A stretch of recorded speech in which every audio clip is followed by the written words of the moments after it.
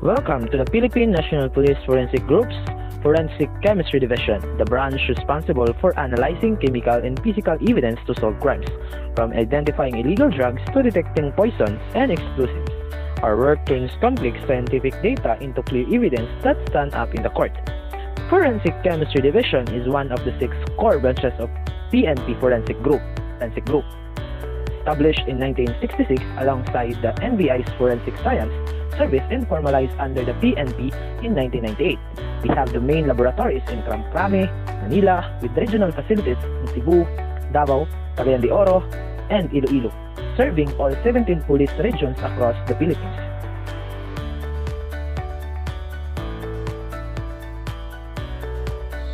Our division is staffed by licensed chemists, chemical technician, and forensic specialists, all required to hold a bachelor degree in chemistry or related fields, plus complete 1 year of specialized training at the PNP Forensic Training Institute.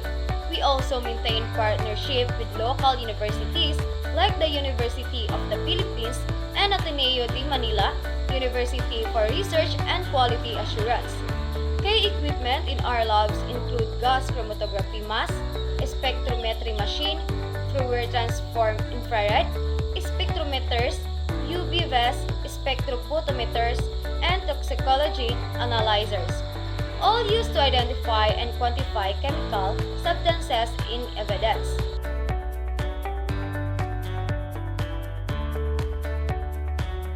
Forensic Chemistry Division has 5 primary rules. 1. Drug analysis. We test suspected illegal substances seized in buy-bust operations or raids, identifying methamphetamine, shabu, cocaine, heroin, marijuana, and new synthetic drugs. We determine purity levels and quantity amounts to support prosecution.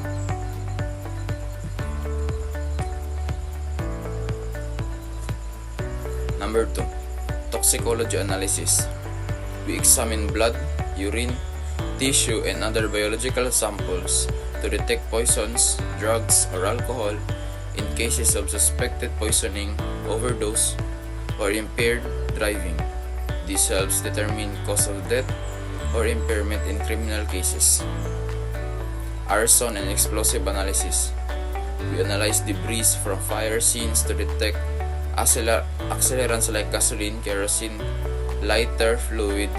We also examine explosive residues to identify the type of explosive we use and trace its origin.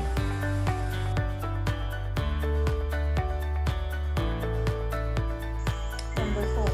Chemical evidence analysis. We identify unknown substances found at the crime scenes, including corrosives, irritants, counterfeit products, and adulterated food or drinks. We also analyze trace evidence like paint chips, fibers, and soil using chemical methods. Number 5. Quality assurance and testing.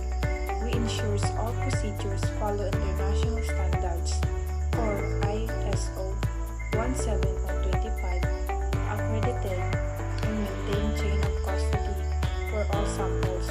We also provide expert testimony in court to explain our findings to judge and juries.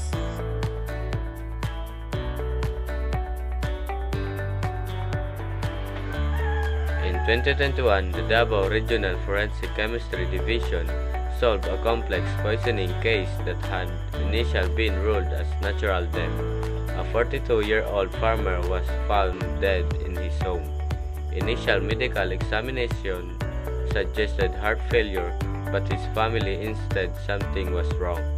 He had been healthy and had received threats over a land dispute. The family requested further testing, so the body was exhumed and samples of blood, stomach contents, and the leftover tuba were sent to our Forensic Chemistry Division.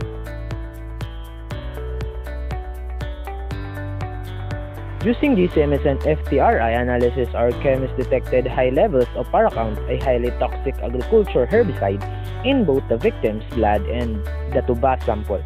Paracount is banned for home use in the Philippines and is known to cause fatal organ failure.